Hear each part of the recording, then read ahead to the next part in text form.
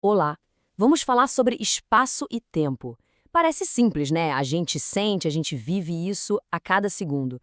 Mas a verdade é que eles são, talvez, dois dos maiores mistérios da ciência e da filosofia. E é nesse mistério que a gente vai mergulhar agora. Olha só que interessante essa citação de Santo Agostinho, de mais de 1600 anos atrás. Ele captura perfeitamente o paradoxo. A gente vive o tempo, sente ele passar, mas tenta explicar o que ele realmente é. A coisa complica. E é bem aí que a nossa análise começa. Então, vamos à pergunta de US$ 1 milhão. Afinal, o que são o espaço e o tempo? Pode parecer uma pergunta simples, mas ela foi o ponto de partida para um dos maiores embates intelectuais da história. E no centro de tudo estava essa questão. Pensa só, o espaço é tipo um grande container, uma caixa que guarda tudo que existe? Ou será que ele não é uma coisa de verdade, mas só o jeito como os objetos se relacionam uns com os outros, as distâncias entre eles? Essa pergunta dividiu o mundo da física por séculos. De um lado, um gigante. Do outro, outro gigante. Estou falando de Isaac Newton e Gottfried Leibniz.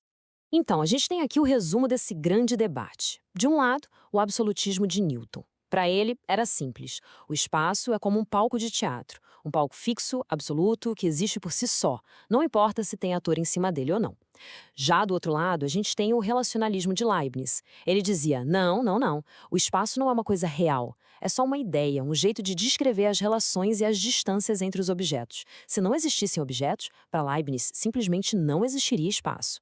Mas o Newton não era de ficar só na conversa, né? Ele foi além.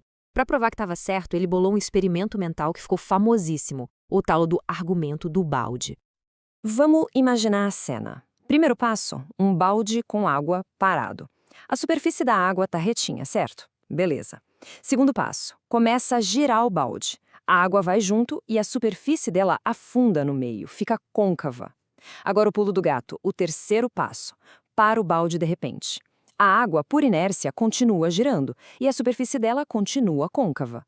Só que agora a água está parada em relação ao balde. A grande pergunta do Newton foi: se não é em relação ao balde, em relação a que a água está girando? Para ele, a resposta era óbvia. Ela só podia estar girando em relação ao espaço absoluto em si. E olha, por séculos, o argumento do Newton foi matador.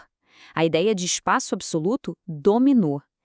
Isso até que um certo Albert Einstein apareceu no começo do século XX e, bem, virou a mesa completamente.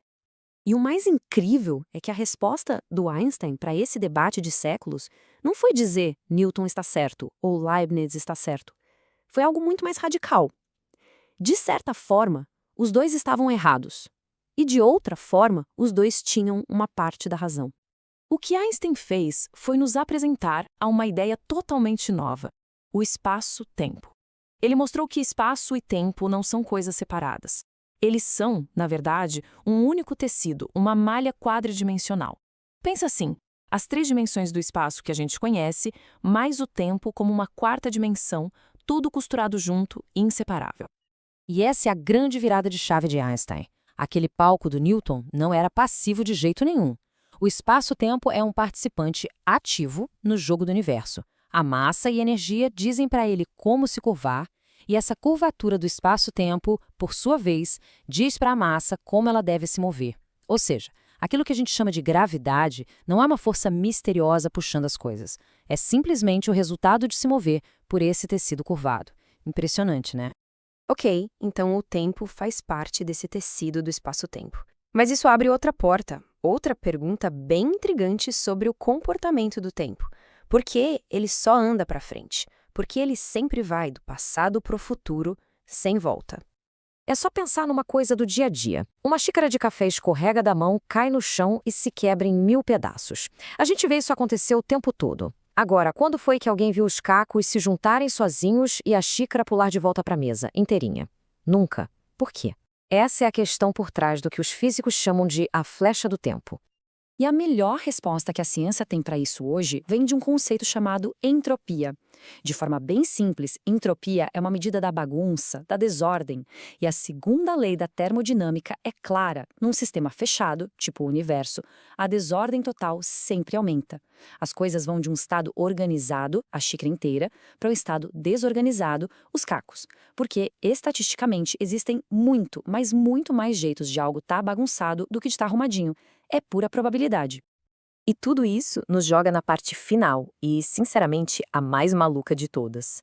Uma questão filosófica que mexe com a nossa própria percepção do que é real.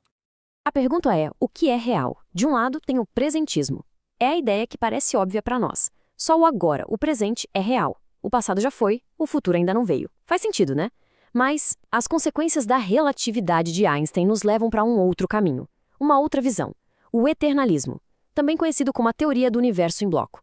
E nessa visão, prepare-se. O passado, o presente e o futuro são todos igualmente reais. É difícil de engolir, eu sei. Mas pensa assim, nessa visão, o tempo não passa. Ele é mais como uma dimensão do espaço.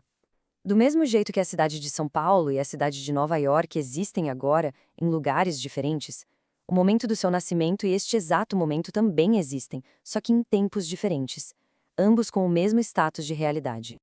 E isso tudo deixa a gente com uma pergunta final que dá um nó na cabeça. Se o passado, o presente e o futuro já existem, o que é essa nossa sensação de agora? Será que é só uma ilusão da nossa consciência, como se a gente estivesse lendo um livro que já está todo escrito? A física e a filosofia ainda estão nessa busca. E a resposta final, quem sabe, já esteja lá na frente, no futuro. Ou talvez sempre esteve aqui, desde o começo.